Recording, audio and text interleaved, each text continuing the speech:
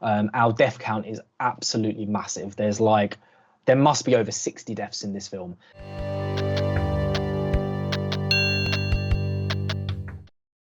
You both work in several horror films. How do you keep it fresh, and what sets this movie apart from all the others you have worked on? In terms of keeping them fresh and different, each of these kind of concepts are just wildly different, and they need to be taken in kind of like different directions to complement that. And we have kind of like different directors on board. So for example, with Peter Pan, Scott's doing Peter Pan. I did Winnie the Pooh. I'm also going to be doing Pinocchio. Our friend Dan Allen he did Bandy, and we all have our own kind of different styles. Okay, and how about you, Scott? You're working as a producer. How is it different working on each film? Yeah, so the first one was like we didn't know what it was going to be. So when we made the first movie, it was made on so little money. It was made on £20,000. So it was just like a group of people got together, made a film, and then it went mad. And I was like, whoa. So back then it was stress free. It wasn't that bad. It was easy going. Everyone was just having a good time. And then when the sequel came about, obviously the stakes are much higher. Like we're trying to make the quality really good. We're trying to make everything about it go up, hugely. And when I'm at the moment, I'm preparing to direct Peter Pan's Neverland Nightmare. Say you're not really into Winnie the Pooh, that's not your kind of like the tone of it wasn't for you. Well, then Peter Pan might be for you. Peter Pan's a lot more serious. It's about a man abducting children and taking them to Neverland. So it's really creepy. It's really dark. So I would like to touch on the budget.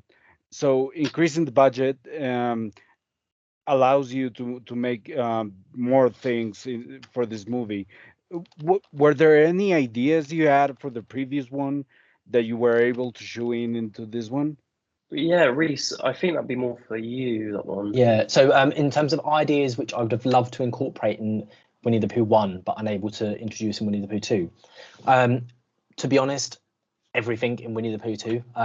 The problem with Winnie the Pooh 1 is the principal photography was on a budget of nothing, like literally £20,000. And that's like people don't realize how difficult that actually is. One big element is the villains. Like Winnie the Pooh and Piglet in the first film, I had to lean so heavily into it being kind of camp and it being cheesy and then kind of looking a bit goofy, and I tried to play into that because I thought it'd be like there's a fun side to it. I would have loved to have all the prosthetic designs I had in number 2 in number 1. I would have loved to have a kind of story which had kind of more elaborate locations and kind of followed Chistopher Robin rather than the kind of direction it went in number 1. I would like to go back to Scott and ask him about how was it juggling those both positions, acting and producing, and were there any challenges to it? 3 days before the film started shooting, our set designer and costume designer, it was the same person, they dropped out and they said that they weren't doing the film anymore. And obviously that's a big area. Like there's 60 people in a rave in costumes.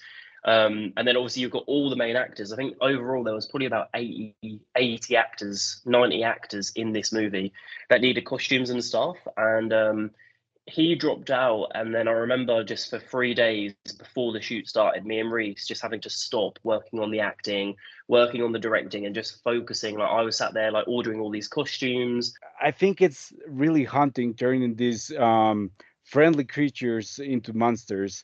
What was the journey, and what makes how do you differentiate each character from the other? Rhys, how do you work that? It's important for each of these kind of horror villains to have their own kind of distinctive traits and elements to them. Otherwise, it could feel really repetitive. If they were all the same, if they all walked at the same kind of pace, slowly plodded in a room and knocked someone over the head and killed them, it get very boring very quick, and that's something I didn't want to do. The original 2 characters we had, which was Pooh and Piglet, I then first of all had to decide, okay, I've got to have more characters in Pooh 2, but I felt Al was a very important character to introduce because he's the voice of the group. He's the wise one. He gives a lot of the guidance, and he's the one who kind of steers the group in a certain direction. I wanted Pooh and Tigger to be the kind of ones you fear the most.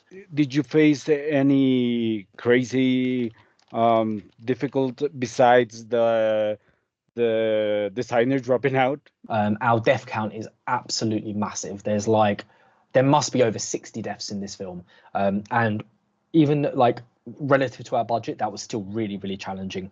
For example, Tigger, he has this big massacre sequence he does. That was shot in 2 days. I shot approximately 10 or 12 death scenes in 2 days. And, most horror films, they'll kind of do a death scene over like 2 days or something like that, or 1 or 2 days. I was having to just churn one out every like 1 or 2 hours. Can you tease us a little bit of what's to come in the Poohverse? So in the Poohniverse Monsters Assemble, you're going to get all the characters. It's like a dream of mine and Rhys's. We've always wanted a film that had like Hellraiser, Texas Chainsaw Massacre, Scream, all the horror greats in one film, but it will never happen. So we kind of thought we could do this ourselves. So it's going to be like the Avengers, but of horror. And they're all going to team up together to face a big evil.